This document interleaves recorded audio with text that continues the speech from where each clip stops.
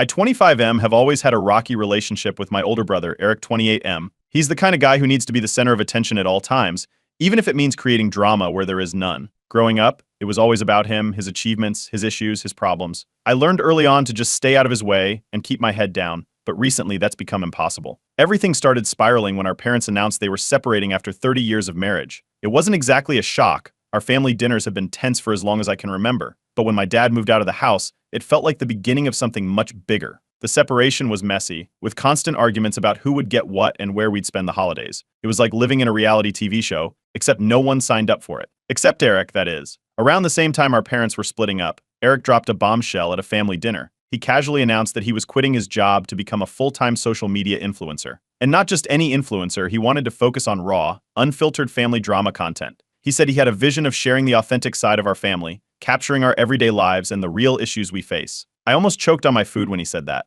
I knew Eric was into social media, but I had no idea he was planning to turn our private lives into his personal content factory. I tried to reason with him right away, telling him this was a terrible idea. Our family was already going through a lot, and putting it all online for strangers to gawk at seemed like a disaster waiting to happen. But Eric just waved me off, saying I was overreacting. He claimed this was his chance to make it big and insisted people love this kind of content. It was clear he'd made up his mind, and there was no talking him out of it. A week later, I found out just how serious he was. Eric uploaded his first video. It was a 5-minute clip of our parents arguing in the living room, filmed without their knowledge. He titled it something clickbait-y, like when your parents' marriage falls apart in front of you. The video showed snippets of my mom shouting at my dad about the divorce settlement, while Eric narrated in the background, adding his own dramatic commentary.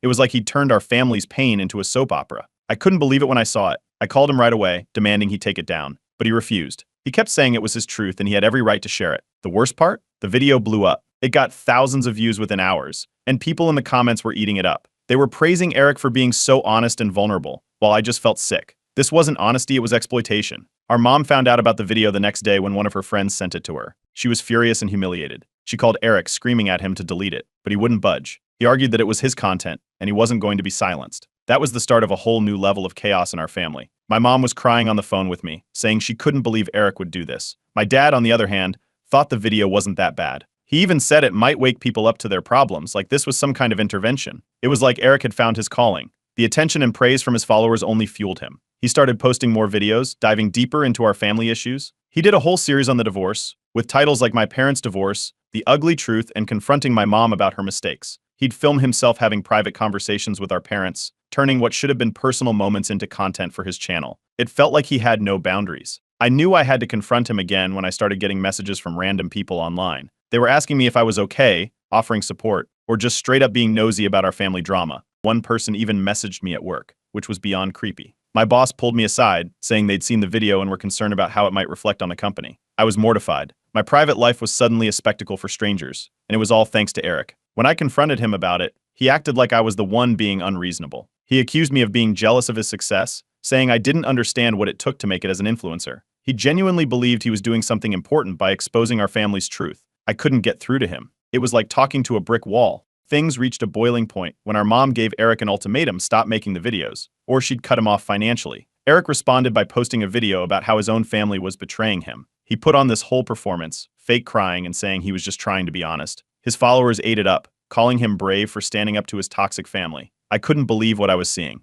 Eric's follower count kept climbing, and he became more reckless. He started digging into old family secrets, asking me for details he could use in his videos. When I refused, he accused me of hiding something, hinting to his followers that there was a dark secret I didn't want getting out. The speculation in the comments went wild, with people guessing all kinds of crazy things about me. This was when I realized I couldn't just sit back and hope Eric would come to his senses. He was too far gone, and the damage was only getting worse. I knew I had to take action before things got completely out of hand. This wasn't just about family drama anymore. It was about protecting what little privacy we had left. Update 1. After seeing how far Eric was willing to go, I knew I couldn't just ignore it anymore. My phone wouldn't stop buzzing with messages from strangers who had watched his videos. People were digging into my social media, asking questions, making assumptions, and it felt like my entire life was being picked apart online. That's when I decided I needed legal help. I set up a meeting with a lawyer. It was my first time dealing with anything like this, and I wasn't sure what my options were. The lawyer listened as I explained what Eric had been doing, recording private family moments and posting them online without anyone's consent. I told him about the video of our parents arguing, the live streams where Eric would share private details, and the recent rumors he was starting about me. The lawyer explained that since Eric had filmed most of the footage himself, it could be tricky to get him to stop. Apparently, as long as he's in the video and filming it in a public or shared space, it's considered his content. Hearing that felt like a punch to the gut, but the lawyer didn't leave it there. He suggested we start with a cease and desist letter. It wouldn't be a guaranteed fix, but it might scare Eric enough to take the videos down. I agreed, figuring it was at least worth a try. The next morning, before the lawyer could even send the letter, Eric got wind of what I was doing. I'm not sure how, maybe one of our mutual friends tipped him off. By the time I checked my phone, he'd already posted a new video. The title was, "My own brother is suing me over family secrets." He was sitting on his bed, fake tears in his eyes, talking about how I was trying to destroy his career before it even began. He said he couldn't believe I would stoop so low and accused me of trying to silence him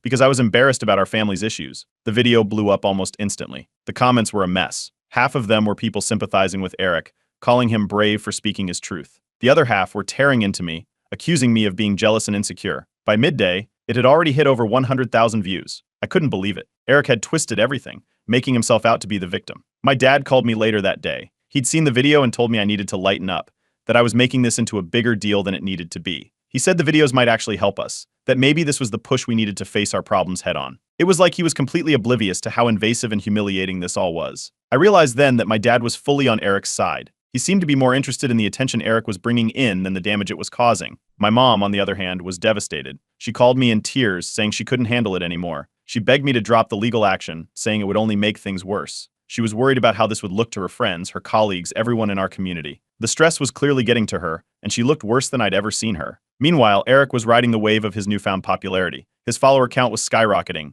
and he started live streaming every day, promising his viewers more unfiltered family drama. He even hinted that there were dark secrets he hadn't shared yet, which sent his fans into a frenzy of speculation. They were digging deeper into my social media, leaving nasty comments and sending me DMs, accusing me of being a terrible brother. Emily, my girlfriend, pulled me aside that evening. She told me she couldn't handle the constant harassment. People were even messaging her, asking about our relationship and if she was involved in any of the drama. She suggested we take a break until things calmed down. I could tell she was overwhelmed, but it still felt like a punch in the gut. I didn't blame her, but it felt like I was losing everything because of Eric. My extended family got involved next. A few of my aunts reached out, telling me they were on my side and that Eric had crossed a line. But others called to berate me, saying I was making things worse by going after my own brother. It felt like I was stuck in a never-ending cycle of drama, and no matter what I did, someone would be upset. I decided I couldn't keep going like this. I called Eric and told him he needed to take the videos down, or I'd proceed with legal action. He laughed it off, saying the legal threats were only making his channel more popular. He actually thanked me for the free content. I was done. I told my lawyer to go ahead and send the cease and desist letter. Eric, of course, turned it into more content. He did a live stream reading the letter out loud, mocking it as he went through each line. He told his viewers how his own family was trying to shut him down and called it a censorship attempt. He played old videos of us as kids in the background, trying to tug at people's heartstrings. It was manipulative, and it worked, at least for a while. But then something interesting happened. Some of his followers started turning on him. They commented that it was uncomfortable watching him monetize his family's pain.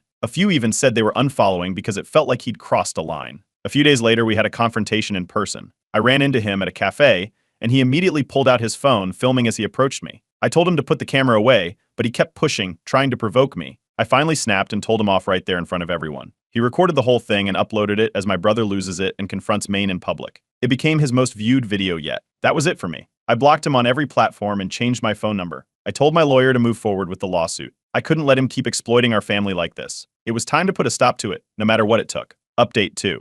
After blocking Eric and cutting all contact, I hoped it would force him to back off. But it seemed like it only pushed him further into his content creating frenzy. Less than a day after I went no contact, Eric posted a new video titled, "My brother abandoned me during my darkest times." He played it up for the camera, acting heartbroken and betrayed, like I'd left him stranded with no explanation. He made it sound like I was the villain of the story, and his followers bought it, hook, line, and sinker. Within hours, the video went viral. Eric was sitting in his car, voice cracking as he talked about how his supportive little brother had cut him off when he needed me the most. He framed it like he was just trying to share his truth and connect with his audience, but I could tell he was milking it for views. The comments were filled with sympathy, with people calling me out for being heartless and selfish. Seeing this, my lawyer decided it was time to escalate things. We officially filed a lawsuit against Eric, citing defamation, invasion of privacy, and emotional distress. The paperwork was drawn up, and my lawyer sent it over. But instead of backing down, Eric turned it into even more content. He did a live reaction video, reading through the legal documents on stream. He acted like it was some kind of joke,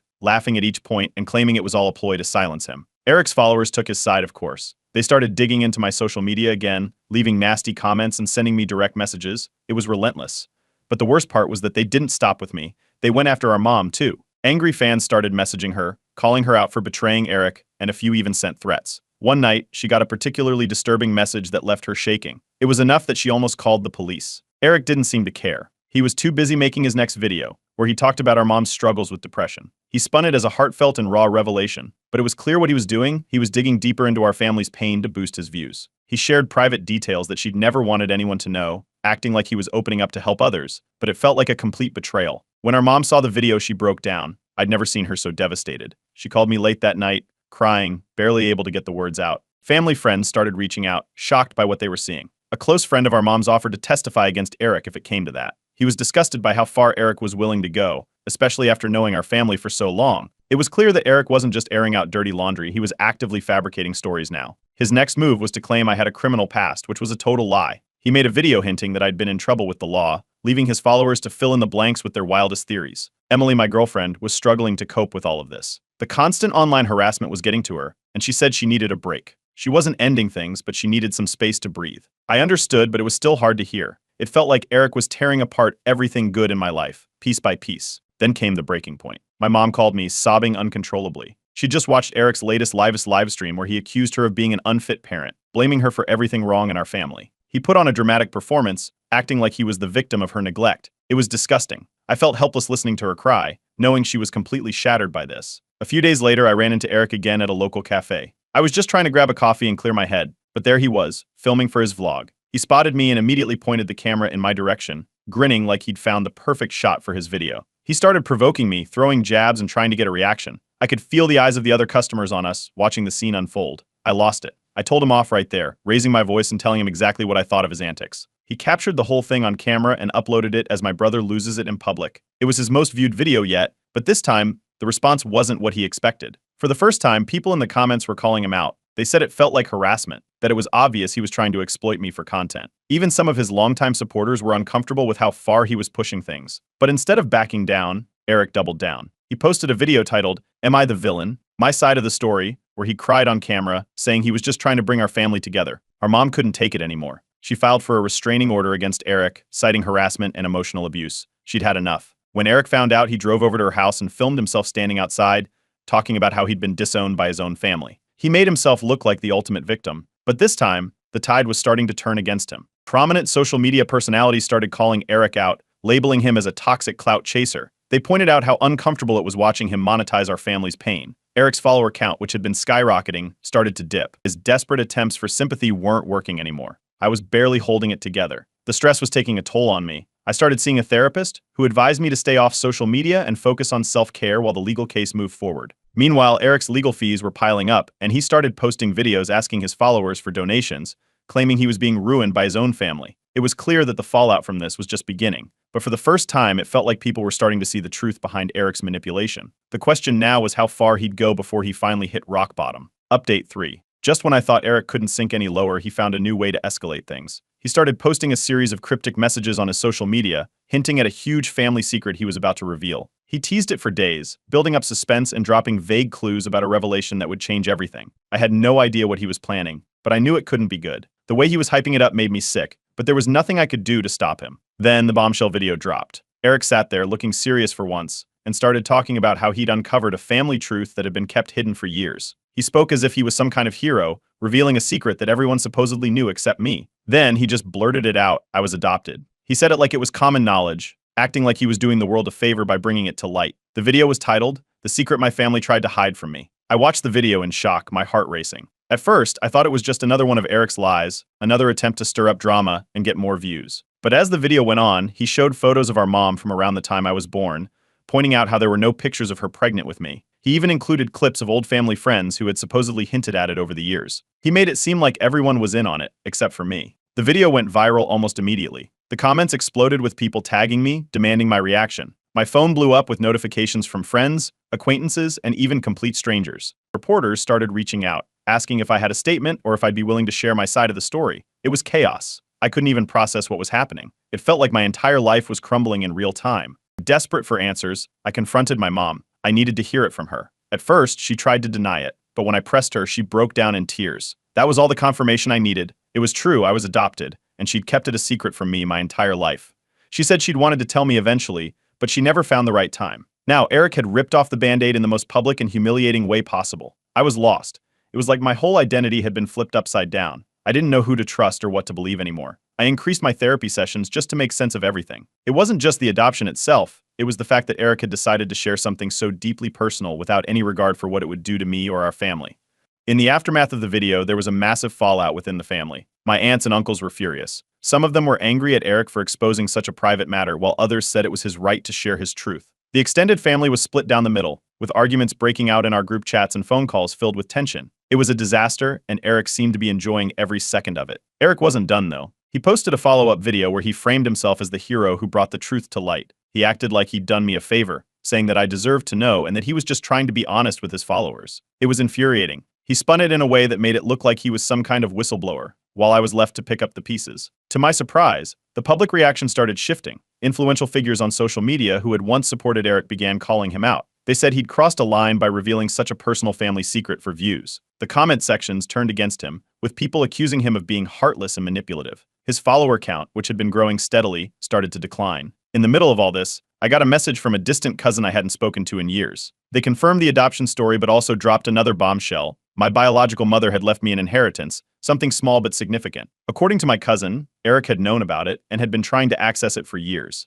It was like everything clicked into place. Eric's obsession with the family drama wasn't just about the views. He'd been hoping to get his hands on that money. I immediately contacted my lawyer to update the lawsuit. We added a new claim for the unauthorized disclosure of private information. This strengthened our case significantly, and it felt like we were finally gaining some ground. Eric's desperation was becoming more obvious. He started posting erratic videos, going on rants about how he was being unfairly targeted and that his own family was trying to destroy him. As Eric's channel continued to decline, my mom, feeling immense guilt, decided to organize a family intervention. She thought it might be a chance to clear the air and reconcile. I didn't have high hopes, but I agreed to go for her sake. The intervention was a disaster from the start. Eric walked in with his phone out, recording everything. He made snide comments the entire time, acting like he was above it all. When my mom tried to speak, he cut her off, accusing her of lying and manipulating the situation. He stormed out after less than 10 minutes, still filming as he left. That was the final straw for me. I decided I was done trying to reason with him. I made a public post, sharing my side of the story for the first time. I kept it simple, explaining that I'd learned about my adoption through Eric's video and that I was stepping away from social media to focus on healing. I thanked everyone who had reached out with support and said I needed time to process everything. The response was overwhelming. People shared their own stories of family betrayal and secrets, offering words of comfort. Meanwhile, Eric's last few videos were met with an avalanche of criticism. It seemed like the tide had finally turned against him. His channel was in free fall, and for the first time it felt like I might be able to start moving on. I don't know what the future holds, but for now, I'm stepping away from the spotlight that Eric dragged me into. It's time to focus on rebuilding my life, far away from the chaos he created. Update 4. After months of back and forth, the legal case against Eric was finally moving forward. My lawyer had been gathering evidence nonstop, screenshots of Eric's videos, clips where he revealed private information about our family, and the messages I'd received from his followers. The lawsuit now included defamation, invasion of privacy, and the unauthorized disclosure of personal information, especially about my adoption. It was overwhelming, but I knew this was my only option if I wanted to protect what little privacy we had left. A court date was set. The moment it was announced, Eric's behavior became even more erratic. He started posting daily videos, each one more unhinged than the last. He'd go on long, rambling rants, attacking me, our mother, and even the legal system itself. He claimed there was a family conspiracy against him, that we were all out to get him because he'd exposed the truth. He was trying to frame himself as the misunderstood hero, but it was clear he was spiraling. Meanwhile, the extended family was being pulled apart by the drama. Some relatives completely cut contact with Eric, disgusted by his actions. They saw through the facade and knew he was only doing this for attention. Others, however, were still supporting him, believing his narrative that he was just being honest and that the rest of us were the problem. Family gatherings became impossible, with people taking sides and arguing over who was in the right. It felt like Eric had split the entire family down the middle. During this time, Emily came back into my life. She reached out, saying she'd been following everything from a distance and that she wanted to support me. We met up, and it was like a weight lifted off my shoulders. She apologized for needing space before, but I completely understood this whole situation was a nightmare for everyone involved. We decided to give our relationship another shot, and she helped me prepare for the upcoming court case. Her support gave me the strength I needed to face what was coming. The stress of the situation was getting to my mom. She hadn't been herself for weeks, and it all came to a head when she ended up in the hospital. It was anxiety-related. She'd been so overwhelmed by the constant harassment from Eric's followers and the strain of the family drama. I visited her every day, and seeing her like that only made me more determined to hold Eric accountable. She'd spent years trying to keep the peace, but this was beyond anything she could manage. A few days before the court hearing, Eric had a complete meltdown on a live stream. It was almost painful to watch. He was crying, yelling, and accusing me of trying to ruin his life. He said our mother was in on it, that the whole family had turned against him. He kept switching between anger and tears, unable to keep his emotions in check. The video gained traction, but not in the way Eric hoped. People weren't sympathizing with him anymore, they were concerned for his mental health. Even some of his most loyal followers started commenting that he needed help. The day of the court hearing arrived, and I was nervous but ready. I'd never been involved in something like this before, but I knew I had to see it through. The courtroom was tense, with Eric sitting across from me, visibly agitated. He kept fidgeting and muttering under his breath, casting glares in my direction. The judge called for order, and the hearing began. My lawyer presented the evidence methodically, showing clips of Eric's videos where he'd clearly crossed the line. He highlighted the harm caused by the public revelations, especially the adoption bombshell. Then, something unexpected happened. My distant cousin, the one who'd reached out about the inheritance, took the stand as a witness. They testified that Eric had tried multiple times to access the inheritance left for me by my biological mother, even going as far as forging documents. It was a bombshell revelation that visibly shocked the courtroom. Eric's face went pale when he heard this. He tried to interrupt, claiming it was all lies, but the judge wasn't having it. The evidence was clear, and Eric's erratic behavior during the hearing didn't help his case. He looked unhinged, like someone who had lost all control. The judge ruled in my favor. I was granted a restraining order against Eric, and he was ordered to pay damages for emotional distress and defamation. As the ruling was read out, Eric looked stunned, like he couldn't believe this was happening. He tried to plead his case one last time, but the judge cut him off, and he was escorted out of the courtroom. The reaction online was swift. Eric's remaining followers turned against him in droves. They started posting clips of his meltdown, calling him out for being manipulative and exploitative. His channel, once booming, was now hemorrhaging subscribers. People were finally seeing through his act, and the backlash was brutal. Within days, he lost thousands of followers, and his videos were flooded with negative comments. With the case resolved, my mom started to recover. She admitted she felt guilty for enabling Eric's behavior over the years, but I reassured her that we couldn't change the past. We needed to focus on healing and moving forward. Eric made one last attempt to salvage his reputation. He posted an apology video, but it was filled with excuses and veiled blame towards me. He couldn't admit he was wrong. Instead, he acted like he was the victim, saying that he'd been forced to betray his own family. The video was met with overwhelming negative feedback, with most people calling it a pathetic attempt to save face. Emily and I decided to take a weekend trip to get away from everything. We talked about the future, and for the first time in a long time, I felt hopeful. We decided to move in together and start fresh in a new city, far from the chaos that Eric had created. Before I left, I made one final post on Reddit. I thanked everyone for their support throughout this ordeal and shared a brief summary of the legal outcome. I let them know that I was stepping away from public updates for good, focusing on rebuilding my life. A few days later, Eric shut down his YouTube channel. His last video was a tearful goodbye where he blamed our family for his failed career. It was clear he still hadn't taken responsibility, but for me, it was closure. It was finally over, and I could start moving on. Update 5. After the court ruling, everything felt like it was finally settling down. But I knew there was still a lot of healing left to do. I started going to therapy regularly, something I'd never done before. It was strange at first, sitting there and talking through everything that had happened, the betrayal, the public exposure, the years of manipulation from Eric. My therapist helped me see that I needed to set boundaries, not just with Eric, but with anyone who'd contributed to the chaos. It was the first step towards taking back control of my life. Emily and I decided it was time for a fresh start. We found a new apartment in a city far from where I grew up. The moment we stepped into that empty space, it felt like a weight was lifted off my shoulders. There were no memories tied to this place, no reminders of the drama that had consumed the past year of my life. We spent the first weekend unpacking, laughing, and planning how we'd decorate the space together. It was exactly what we needed, a blank slate. One of the hardest parts of moving on was cutting ties with certain extended family members. During the legal battle, some of them had sided with Eric, believing his narrative of being the misunderstood sibling who was only trying to be honest. I had a few tough conversations, explaining that I couldn't continue to have a relationship with people who had supported him while he was tearing our family apart. It wasn't easy, but I knew it was the right choice. I needed to focus on the people who had my back, not those who had contributed to the mess. My relationship with my mom also needed mending. We had a long, honest conversation not long after the court case ended. She admitted that she felt responsible for enabling Eric's behavior over the years. She'd always been the peacekeeper, trying to smooth things over instead of holding him accountable. She apologized, and I could see how deeply she regretted everything that had happened. We decided to try family therapy together. It's been a slow process, but we're making progress. I can tell she's genuinely trying to make things right. Meanwhile, Eric made a brief attempt to stage a comeback online. He popped up on a different social media platform, trying to rebrand himself as a mental health advocate. He started posting videos about his struggles, framing himself as someone who'd been misunderstood and mistreated. But it was clear to anyone watching that it was just another ploy for attention. The response was lukewarm at best. Most people saw right through it, and his videos barely got any views. After a few weeks of this, he disappeared from social media entirely. While Eric was fading into obscurity, I started reconnecting with a few distant relatives who had reached out during the drama. One of them, an older aunt I hadn't spoken to in years, became a surprising source of comfort. She shared stories about my biological mother and gave me some old family photos I'd never seen before. It was like discovering a piece of my past I didn't even know I was missing. It helped me feel more grounded, more connected to who I really am. Things at work took a turn for the better, too.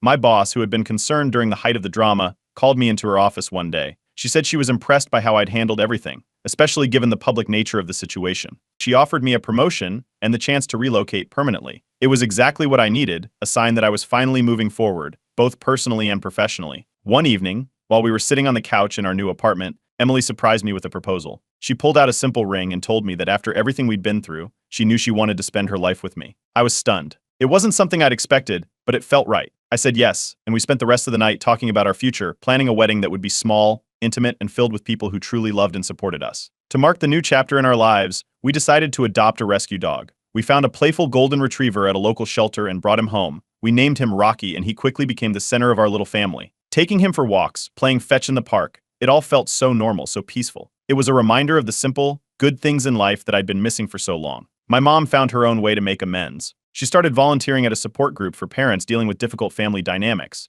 It was her way of using her experience to help others and find a sense of purpose beyond the mess Eric had created. I could see the change in her. She seemed lighter, more at peace with herself. I heard through the grapevine that Eric had taken a job in a different city, far away from here. He's been keeping a low profile, trying to start over without the online persona he'd created. I feel a mix of relief and pity for him, but ultimately I know it's not my concern anymore. He made his choices, and now he has to live with the consequences. Before our childhood home was sold, I went back one last time. I walked through the empty rooms, feeling a wave of nostalgia. I remembered the good moments, the ones before everything got so complicated. It was bittersweet, but it gave me a sense of closure. I locked the door behind me and didn't look back. I made one final Reddit post, thanking everyone who'd supported me throughout this ordeal. I shared a message for anyone dealing with toxic family members: prioritize your own well-being, and don't be afraid to cut ties when it's necessary. The post went viral, not because of the drama, but because of the message. It felt like the perfect way to close this chapter. Emily and I took a trip to the beach not long after. We sat together, watching the waves roll in. For the first time in years, I felt at peace. The chaos of the past was behind us, and we were ready to start a new, healthier chapter in our lives. As we plan our wedding, surrounded by supportive friends and family, I know one thing for sure: I'm finally free from the shadow Eric cast over my life. It's time to move forward, and I couldn't be happier about the future we're building together.